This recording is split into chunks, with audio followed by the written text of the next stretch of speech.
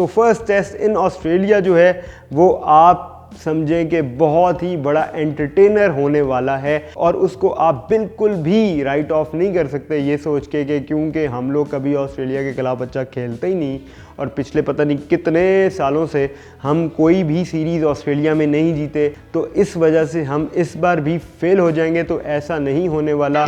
Finally जी, test cricket is back. Pakistan will be facing Australia on the 14th December 2023 और बड़ा ही ज़बरदस्त किस्म का मुकाबला होने जा रहा है। पाकिस्तान टूर ऑफ ऑस्ट्रेलिया की अगर हम बात कर लें तो पाकिस्तान 1995-96 के बाद ऑस्ट्रेलिया जाके कभी भी नहीं जीता, कोई भी मैच नहीं जीता और 14 मैचेस हारा है। और आखिरी दफ़ा जब पाकिस्तान जीता था तो पाकिस्तान की वो जो गोल्डन एरा वाली टीम थी वो टीम थी जिसमें वकार यूनुस थे, वसीम अकरम थे, मुश्ताक अहमद थे, सकलैन मुश्ताक थे और इस टीम ने ऑस्ट्रेलिया को ऑस्ट्रेलिया में हराया था। और उससे पहले का रिकॉर्ड भी अगर हम देख लें तो 1964-65 से ऑनवर्ड्स पाकिस्तान आज तक सिर्फ और सिर्फ 4 मैचेस ऑस्ट्रेलिया में जीत पाया है। तो सबसे पहले बात कर लेते हैं वार्म अप मैच की। तो वार्म अप मैच में शान मसूद जो है उन्होंने डबल सेंचुरी की, उनका एक बेहतरीन स्टार्ट रहा for Pakistan as captain of Pakistan. यही नीड ऑफ द आवर थी फॉर पाकिस्तान और इसी माइंडसेट और मोमेंटम को अगर शान मसूद कैरी ऑन कर गए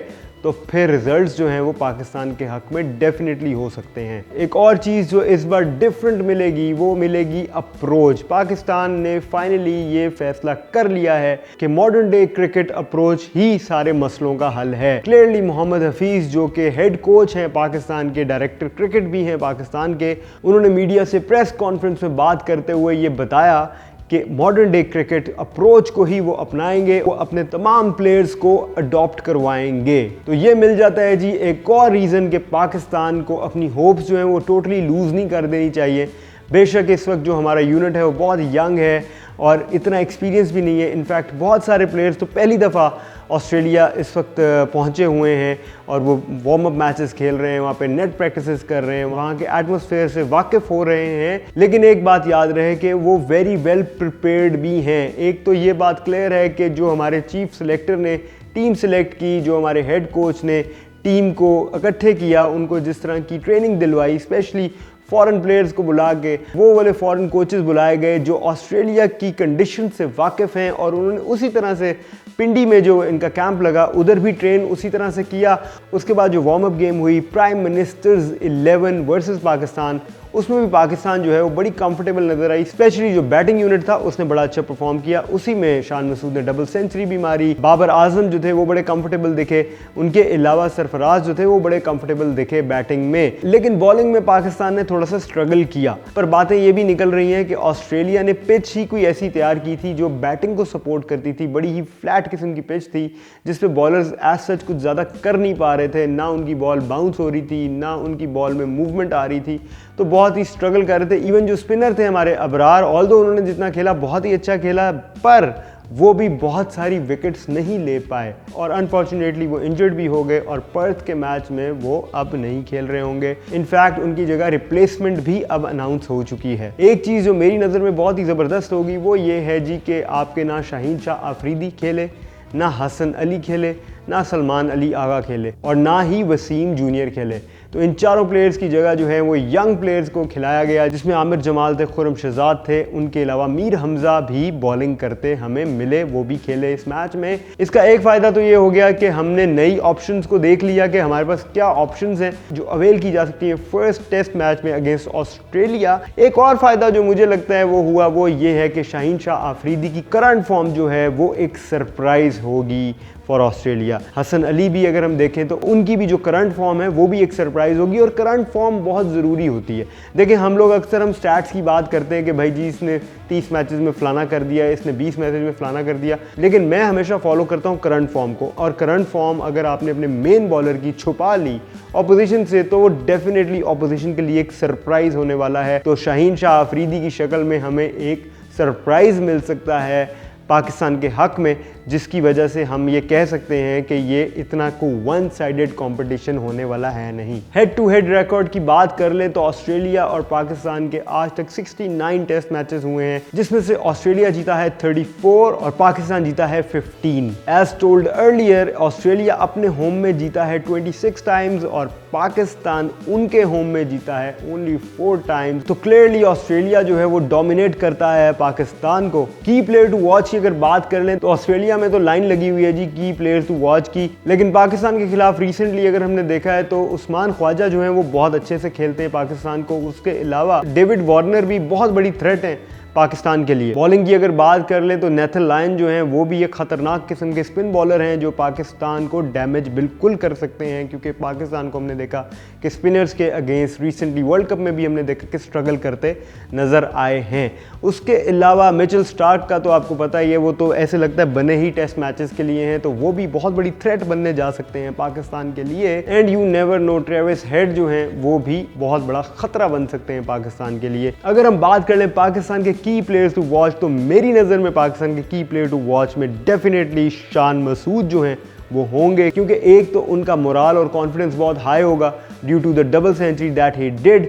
उसके अलावा सबसे ज़्यादा अग्रेसिव अप्रोच जो है वो वही लेकर आ रहे हैं इस टीम में। हमने वार्म अप मैच में देखा कि उसमें भी उनका स्ट्राइक रेट जो था वो पूरी टीम से अगर कंपेयर करें तो वो ज़्यादा तेज़ था, अग्रेसिव था, अटैकिंग था। इसके अलावा अगर हम प्रीवियस टेस्ट सीरीज़ को भी देखें तो शान मसूद जो थे वो बेशक उनका स्कोर बहुत ज़्यादा नहीं था, लेकिन एक अटैकिंग माइंडसेट के साथ वो श्रीलंका के खिलाफ भी खेलते नजर आए। दूसरे की प्लेयर टू वॉच होंगे हमारे लिए बाबर आजम। बाबर आजम ने रिसेंटली जो ऑस्ट्रेलिया के साथ मैचेस हुए उसमें बहुत अच्छे से परफॉर्म किया। बॉलिंग को अगर हम देख लें तो मेरी नज़र में अगर वसीम जूनियर को खिलाया गया तो वसीम जूनियर बहुत ही अच्छी बॉल कर सकते हैं इन पिचेस पे।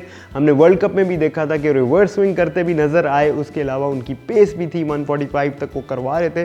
तो Wasim junior will be a surprise package for Australia this time. उसके अलावा शाहीन शाह आफरीदी को भी ये कंडीशंस बहुत अच्छे से सूट कर सकती हैं। तो फर्स्ट टेस्ट इन ऑस्ट्रेलिया जो है वो आप समझें कि बहुत ही बड़ा एंटरटेनर होने वाला है और उसको आप बिल्कुल भी राइट ऑफ नहीं कर सकते ये सोच के कि क्योंकि हम लोग कभी ऑस्ट्रेलिया के खिलाफ अच्छा खेलते ही नहीं और पिछले पता नहीं कितने सालों से हम कोई भी सीरीज़ ऑस्ट्रेलिया में नहीं जीते, ना ही हम कोई मैच जीते ऑस्ट्रेलिया में, तो इस वजह से हम इस बार भी फेल हो जाएंगे। तो ऐसा नहीं होने वाला, क्योंकि आपकी मैनेजमेंट जो है वो भी बहुत अग्रेसिवली इस सारी सिचुएशन को देख रही है और बहुत ही पॉजिटिव स्टेट ऑफ माइंड के साथ जो है वो ऑस्ट्रेलिया टूर के लिए पाकिस्तान टीम जो है पहुंची हुई है। तो बस यही चीज़ें रिक्वायर्ड होती हैं एक सीरीज़ को जीतने के लिए या सीरीज़ में अच्छा परफॉर्म करने के लिए। वो सारी चीज़ें इस वक्त पाकिस्तान में मौजूद हैं जो पाकिस्तान को चाहिए इस सीरीज़ में एक्सेल करने के लिए। फर्स्ट मैच वर्सेस ऑस्ट्रेलिया की प्लेइंग 11 की बात कर लें तो मेरी नज़र में पाकिस्तान का प्लेइंग 11 होना चाहिए इमाम के साथ अब्दुल्ला को ओपन करना चाहिए, उसके बाद शान मसूद के बाद बाबर आजम को नंबर 4 पे आना चाहिए। नंबर 5 पे मैं देख रहा हूँ साउद शकील को। साउद शकील के फ़ौरन बाद जो है वो आ सकते हैं सरफराज अहमद को मैं इसलिए पिक कर रहा हूँ और रिजवान को मैं इसलिए पिक नहीं कर रहा हूँ क्योंकि सरफराज अहमद जो है वो हमने टेस्ट मैचेस में देखा कि पाकिस्तान के लिए उन्होंने रिसेंटली अच्छा परफॉर्म किया है और उसके अलावा उन्होंने डोमेस्टिक में भी बड़ी ज़बरदस्त परफॉर्मेंस दी है। तो मेरा ख्याल है कि सरफराज अहमद को ही पिक करना चाहिए। सरफराज के बाद मुझे नज़र आते हैं फ़हीम के बाद आमिर जमाल के बाद वसीम जूनियर के बाद शाहीन शाह अफरीदी और फिर नोमान अली। ये मेरी प्लेइंग 11 रहेगी। हसन अली को हम 12th मैन खिलाएंगे फर्स्ट मैच में। सेकंड मैच में देखेंगे अगर तो हमारे पेसर्स में से किसी एक आध पेसर ने बिलो द पार परफॉर्म किया तो डेफिनेटली हसन अली जो है उनका एंट्री पॉइंट वहाँ पे बनता हुआ नज़र आ रहा है मुझे। इस लाइनअप के साथ एक तो आपकी बैटिंग डेप्थ जो है वो बढ़ जाती है, सेकेंडली जो हमारे ऑलराउंडर्स हैं वसीम जूनियर और आमिर जमाल दोनों के दोनों जो हैं 140 प्लस बॉल फेंक लेते हैं, तो वो वाला मसला भी नहीं है जो ऑलराउंडर्स में जनरली हम देखते हैं कि जी अगर ऑलराउंडर है तो पेस जो है वो मीडियम होगी, ऐसा नहीं है। बट लेट्स सी, काफ़ी चांसेस हैं कि हसन अली जो हैं वो टीम में हो और जो मैंने ऑलराउंडर्स बताए उन तीनों में से एक ड्रॉप हो जाए। तो देखते हैं जी, यू नेवर नो, जो भी टीम होगी हम करेंगे उसे सपोर्ट। आपको क्या लगता है पाकिस्तान टीम कैसा परफॉर्म करेगी, आप क्या प्रिडिक्ट कर रहे हैं, आप हमें ज़रूर लिख के बताएं कमेंट सेक्शन पर और सब्सक्राइब करना मत भूलिएगा इस चैनल को। और अगर आपको ये वीडियो पसंद आई है तो हर हालत में आप लाइक का बटन दबा सकते हैं। मिलते हैं बहुत जल्द एक और क्रिकेटिंग स्टोरी के साथ। खुदा हाफ़िज़।